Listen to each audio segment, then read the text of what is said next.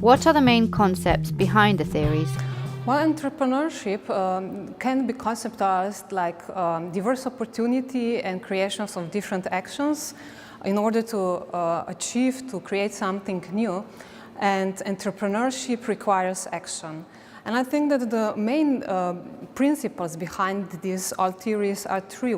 First is economical one, then we have psychological one and sociological one.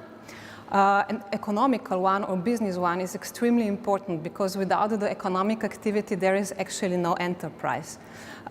We have to make money, we have to sell, we have to buy things to make enterprise at the end of the day. Otherwise, there is no enterprise, it's just the idea that is left in the, let's say, workbook of entrepreneur.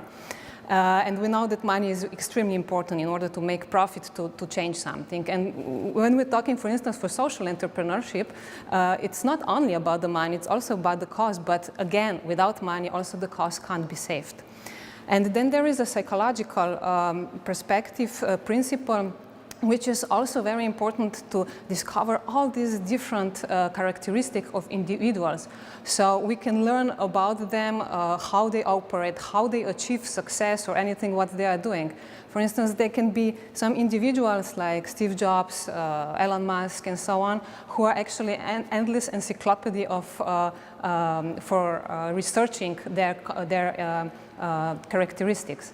And sociological principle is more focused on, let's say, social networks, in the environment they are working, social-political engagement. And again, here can be a very good example, Silicon Valley.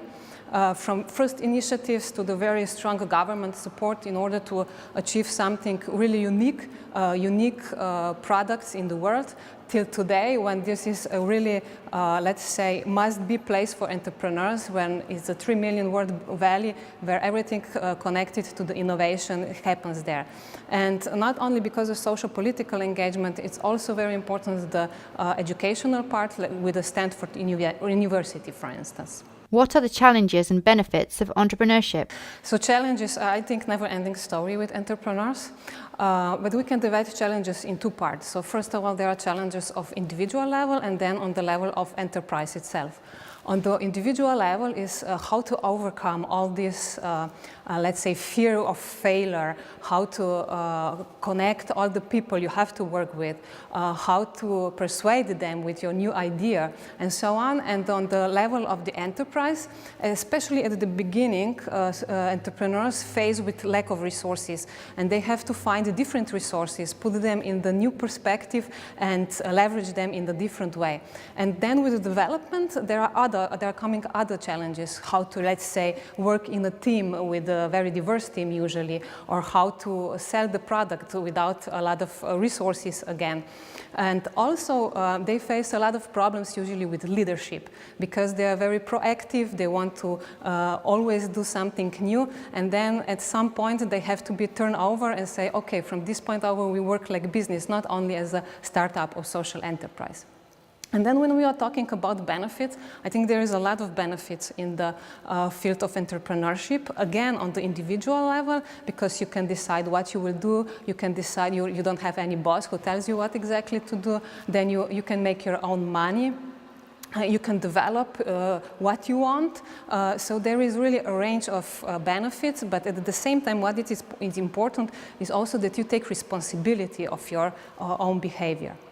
And on the level of, let's say, enterprise or wider society, of course, there is now field, I think, if we look at the technology, we can see that it's part of our everyday life in different terms, like health, education, so everywhere there are some benefits, but it's not only about the going advanced in the society, it's also about saving some problems we are facing today in the real society. So we can see that there are really benefits on the different levels and are also necessary. For instance, if entrepreneurs decide to become entrepreneurs, it's not only because they feel so, but I think it's more and more needed in today's society to become the one. How does an entrepreneur think? Well, I think that the most common word to say is that entrepreneur thinks out of the box. But what does it really mean, thinking out of the box? I think this is like, you know, you see like problems as challenges, not as obstacles. You see competition as a resource of research.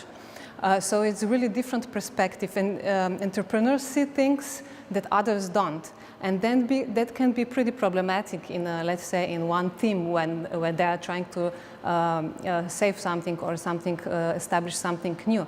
Because they keep asking why this situation is like this and why it's not different. And they just don't fit the system. And also, for instance, they are different than is expected from business leaders. For instance, if we take an example of the marketing, usually businesses take like Peter Kotler's book, and there is everything you have to know about marketing. So from the market research to segmentation to targeting and so on. But an entrepreneur doesn't work like this.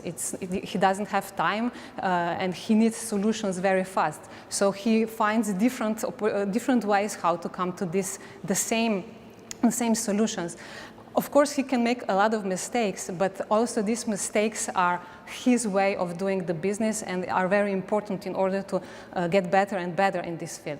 Let's say that entrepreneurs don't have a recipe that they can cook something out of it, but they just take the ingredients that are there and cook something out of it.